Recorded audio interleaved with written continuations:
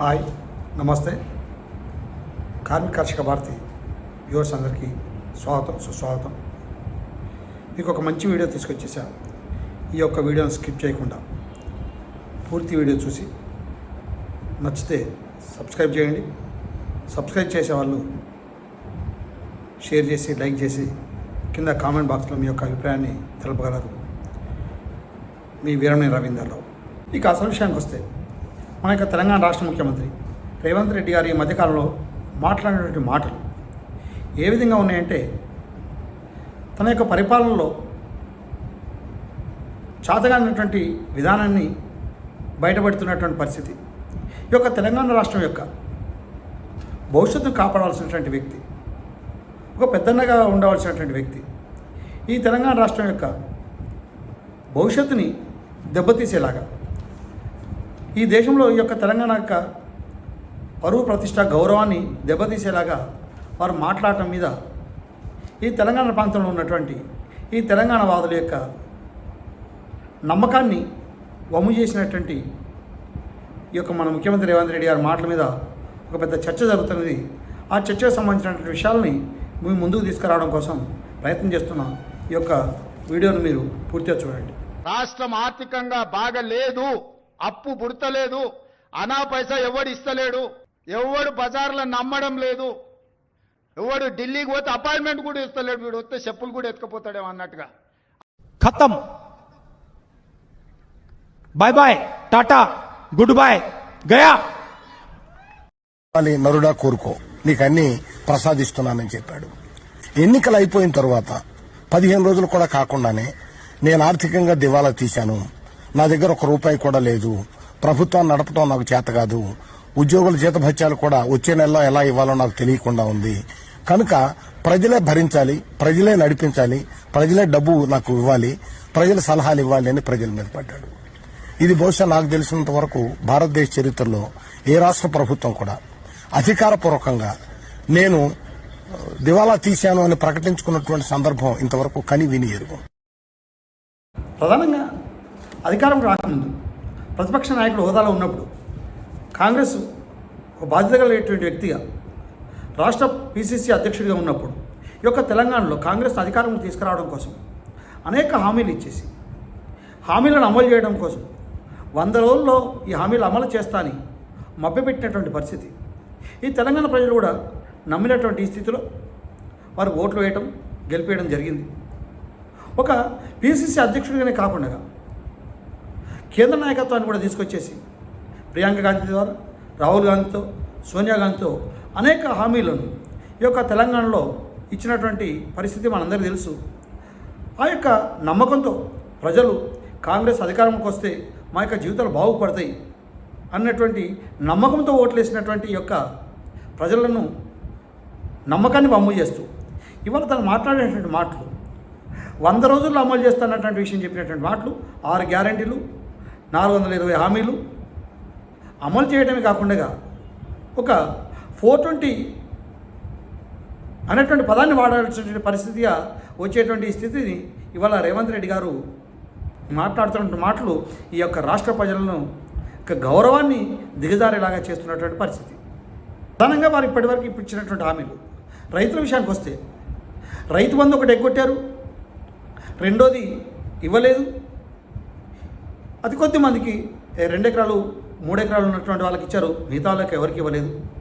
అంతేకాదు రైతులకు బోనస్ ఇస్తామన్నారు, గత యాసంగి బోనస్ అందరికీ ఇవ్వలేదు. రుణమాఫీ చేస్తామన్నారు, రుణమాఫీ పూర్తిగా చేయలేదు. అసలు రైతులకు చేసినటువంటి లాభం ఏంటి? రైతులకు ఇచ్చినటువంటి హామీలను మీరు ఎక్కడ అమలు చేశారు? రైతు ప్రభుత్వం చెప్పేటువంటి ఈ యొక్క రేవంత్ రెడ్డి గారు ఈ యొక్క రైతులకు చేసినటువంటి మోసాన్ని, రైతులు చేసినటువంటి జరిగినటువంటి నష్టాన్ని పూడ్చగలరా అనేది కూడా ఇక్కడ రైతులు, ప్రజలు అడుగుతున్నారు.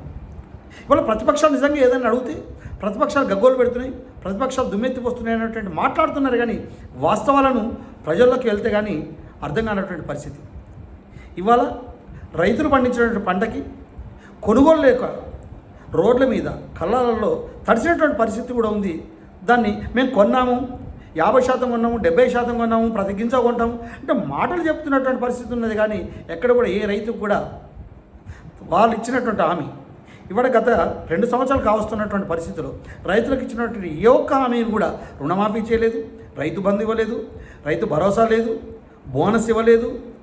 ఏ విషయంలో కూడా రైతులకు సరైనటువంటి స్పష్టత హామీలను అమలు చేయకపోవటం ఇవాళ రైతులు అనేక ఇబ్బందులు పడుతున్నటువంటి పరిస్థితి ఇవాళ మనం చూస్తున్నాం.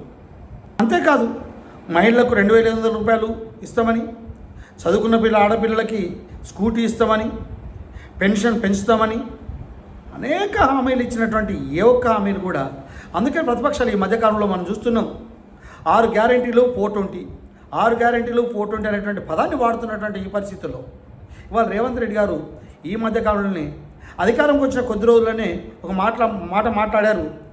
నేను అనుకున్న ఈ రాష్ట్రంలో లంకెబిందెలు ఉన్నాయి, అధికారానికి వచ్చేసి లంకెబిందెల్లో ఉన్నటువంటి వాటితోటి నేను ఈ యొక్క రాష్ట్రాన్ని పరిపాలన చేస్తా, మంచిగా కూర్చొని ఎవరికి ఇబ్బంది లేకుండా అని అన్నారు. లంకెబిందెలు కాదు, కాలి బిందెలు దొరికినాయి, కాలి కుండలు దొరికినాయి అనేటువంటి హేళనగా మాట్లాడేటువంటి మాట, ఒక ముఖ్యమంత్రిగా మాట్లాడాల్సినటువంటి మాట కాకుండా మాట్లాడటం కూడా ప్రజల్లో ఒక చిన్న చూపుగా, ఒక హేళనగా ఉందనేటువంటి పరిస్థితి కూడా ఇవాళ ప్రజల్లో ఒక చర్చగా మారింది. ఆ మధ్యకాలంలో అది మాట్లాడితే, ఈ మధ్యకాలంలో కొత్తగా మాట్లాడుతున్నాడు. నేను నిజాలు మాట్లాడేటువంటి వ్యక్తిని, వాస్తవాలు మేము ముందు పెడుతున్నా. గత రాష్ట్ర ప్రభుత్వం ఏ తప్పులు చేసింది, ఆ అప్పులకు వడ్డీలు కట్టలేకపోతున్నా, నేను వచ్చినటువంటి ఆదాయం ఎంత కట్టేటువంటిది కూడా అంతే ఉంది, కాబట్టి నేను ఇంతకన్నా ఏం చేయలేను, నా వల్ల కాదని చేతులు ఎత్తేసినటువంటి పరిస్థితిలో మాట్లాడుతుంటే మాటలు ఏవైతున్నాయో నిజంగా ఇది బాధాకరమైనటువంటి విషయము.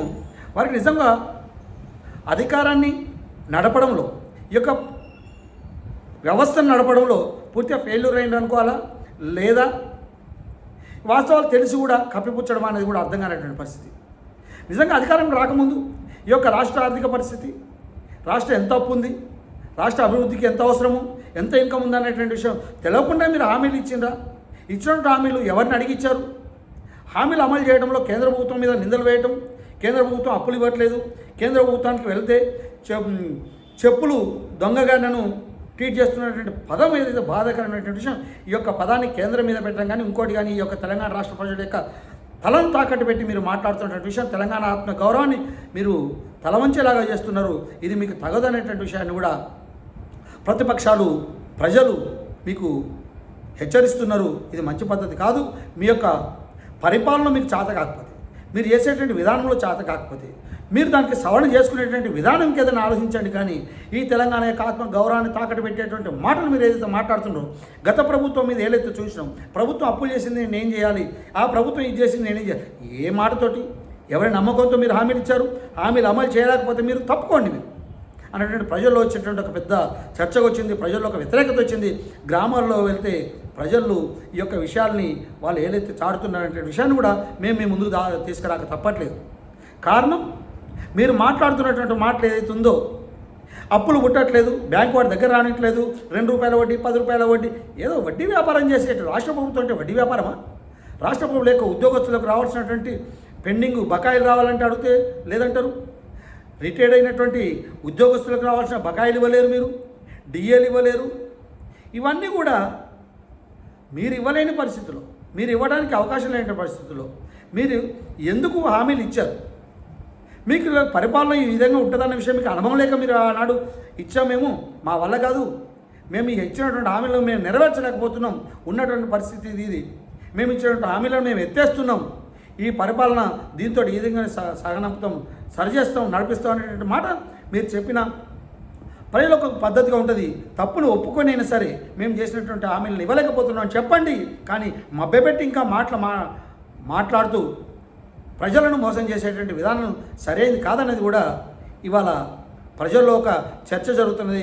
ప్రజల్లో గుసగుస కాదు, వాస్తవాలు బయటకు వస్తున్నాయి, ప్రజలు నిలదీసేటువంటి పరిస్థితి కూడా వస్తున్నది. ఇవాళ పైగా ప్రతిపక్షాలను దుమ్మెత్తిపోయడం, ప్రతిపక్షాలను కూడా హేళనగా మాట్లాడటం, ప్రతిపక్షాలు ఏదైనా విషయాన్ని అడిగితే పనికిరాని మాటలు, గత ప్రభుత్వం ఆ విధంగా చేసింది, కేంద్ర ప్రభుత్వం ఈ విధంగా చేసింది, కేంద్ర ప్రభుత్వం వాళ్ళు సహకరించట్లేదు, కేంద్ర ప్రభుత్వం వాళ్ళు నాకు ఇంటర్వ్యూ, కేంద్ర ప్రభుత్వం దగ్గరికి ఇప్పటివరకు ఏ ముఖ్యమంత్రి కూడా పోయాడు. తెలంగాణ వచ్చాక కేసీఆర్ గారు ముఖం చాటేస్తే మీరు ఇప్పటి వరకు అనేక సందర్భాల్లో కేంద్ర మంత్రులను, ప్రధానమంత్రిని కలిసినటువంటి సంఘటన మీకుంది, పరిస్థితి ఉంది. మీరు అవకాశాన్ని వినియోగించుకోవడంలో మీరు ఫెయిల్యూర్ అయినటువంటి విషయాన్ని కూడా ప్రజలు గ్రహిస్తున్నారనేటువంటి విషయాన్ని ప్రతిపక్షాలు కూడా ప్రజలు గుసగుసలాడుతున్నాయి. ఇప్పటికైనా సరే ఈ యొక్క రాష్ట్ర ప్రభుత్వాన్ని గాడిలో పెట్టడం కోసం మీరు చేసినటువంటి తప్పులు, మీరు ఇచ్చినటువంటి తప్పుడు హామీలను, మీరు చేతగానటువంటి హామీలను పక్కకు పెట్టేసి ఒకసారి తప్పును ఒప్పుకొని మేము ఈ హామీలను అమలు చేయలేము, రైతులకు ఇచ్చిన హామీలు కానివ్వండి, పేదవాళ్ళకి ఇచ్చినటువంటి హామీలు కానివ్వండి, రుణమాఫీలు కానివ్వండి, బోనస్లు కానివ్వండి, పెన్షన్కి సంబంధించిన విషయం కానీ మిగతా ఏవి కూడా మేము ఇవ్వలేము, మేము చేయలేము, మా వల్ల కాదని మీరు చేతులెత్తేసి తప్పును ఒప్పుకొని ఇప్పటికైనా ఉన్నటువంటి పరిస్థితుల్లో యొక్క ఈ రాష్ట్ర ప్రభుత్వానికి ఉన్నటువంటి గౌరవాన్ని కాపాడుతూ ఈ యొక్క గాడిలో పెట్టడానికి ప్రయత్నం చేస్తారని కూడా ఈ యొక్క పరిస్థితి ప్రజల్లో ఒక చర్చ వచ్చింది. చర్చకు అనుగుణంగానే ఈ యొక్క విషయాల్ని మీకు చేరడం కోసమే మా యొక్క కార్మిక కర్షక భారతి ప్రయత్నం చేస్తుంది. ఈ ప్రయత్నాన్ని మీరు స్వాగతించి ఈ యొక్క లోటుపాట్లను సరిచేసేసి ఈ యొక్క తెలంగాణ రాష్ట్ర ప్రభుత్వం యొక్క మనుషులను కాపాడుకోవడం కోసం, ఈ యొక్క ఆత్మగౌరవాన్ని కాపాడుకోవడం కోసం ఈ యొక్క రేవంత్ రెడ్డి గారు తన యొక్క మంత్రివర్గం ఏదైతుందో దుబారా ఖర్చులు ఈ మధ్యకాలంలో ఎక్కువైపోయినాయి. మంత్రులు ఒక జిల్లా నుంచి ఒక జిల్లా పర్యటన చేయాలంటే ఇంత అప్పుల పరిస్థితుల్లో ఉన్నాము, ఆర్థిక ఇబ్బందులు ఉన్నటువంటి మనము ఇవాళ మంత్రులు వేల కోట్ల రూపాయలు ఖర్చు పెట్టేసి వ్యసనాలలాగా తిరుగుతున్నారు. వారి యొక్క ప్రయాణాలు యొక్క పర్యటనలు చూస్తే ఆ యొక్క పర్యటనలలో మీరు దుబారా ఖర్చు తగ్గించండి. దుబారా ఖర్చుల వల్లనే కూడా ఈ రాష్ట్రం ఇంకా అప్పుల పాలవుతున్నది. అప్పులకు వడ్డీలు కట్టలేకపోతున్నారు. కాబట్టి అప్పులకు వడ్డీలు కట్టలేనటువంటి పరిస్థితి మనది. అప్పులు ఇచ్చేటువంటి వాడు దొరకకపోవడం, బ్యాంకుల వాళ్ళు వాడి దగ్గర రానివ్వడం, కేంద్ర ప్రభుత్వం వాళ్ళు దగ్గరికి వెళ్తే మీరు అన్నటువంటి మాట మళ్ళీ ఒకసారి ఉచ్చరించడానికి ఇబ్బంది కలిగేటువంటి ఈ యొక్క ప్రజల యొక్క నాడు మీరు గ్రహించేసి ఈ యొక్క తెలంగాణ రాష్ట్ర ప్రభుత్వం యొక్క ఆత్మగౌరవాన్ని కాపాడుతూ తెలంగాణ యొక్క భవిష్యత్తుని కాపాడడం కోసం మీరు ఇచ్చినటువంటి హామీలను నేను అమలు చేయలేను అని చెప్పి ఈ యొక్క ఉన్న పరిస్థితులకు అనుగుణంగా మీరు ప్రయాణం చేస్తారని కోరుతున్నటువంటి ప్రజలకు మీరు సమాధానం జవాబుదారుదానిగా యొక్క మంత్రివర్గం ఏ విధంగా ముందుకెళ్తుందో తెలపాల్సిన అవసరం ఉందని తెలుపుతూ ఈ యొక్క కార్మిక కర్షక భర్తీ వ్యూవర్స్ అందరికీ కూడా ఈ యొక్క విషయాన్ని తెలిపినటువంటి దాన్ని మీరు ఆలోచించి ఒక మంచి సలహాలు సూచనలు ఇచ్చేసి రాబోయే రోజుల్లో మంచి ప్రభుత్వానికి సహాయ సహకారాలు అందిస్తూ మంచి ప్రభుత్వాలను ఎన్నుకోవడం కోసం కూడా రాబోయే రోజుల్లో కలిసికట్టుగా ఉండాలని కూడా కోరుతూ ఈ యొక్క వీడియోను చూసిన మీరందరూ కూడా సబ్స్క్రైబ్ చేసి స్కిప్ చేయకుండా మంచి వీడియోలు ఇవ్వడం కోసం అవకాశం ఇస్తారని మీ యొక్క సలహాలు ఈ యొక్క కింద ఉన్నటువంటి మీ యొక్క సమాచారాన్ని అందిస్తారని తెలుపుతూ జై భారత్, జై జై భారత్ కార్మికుల పరిషత్ మీ ముందుకు వస్తుంది. జై కార్మిక, జై భారత్.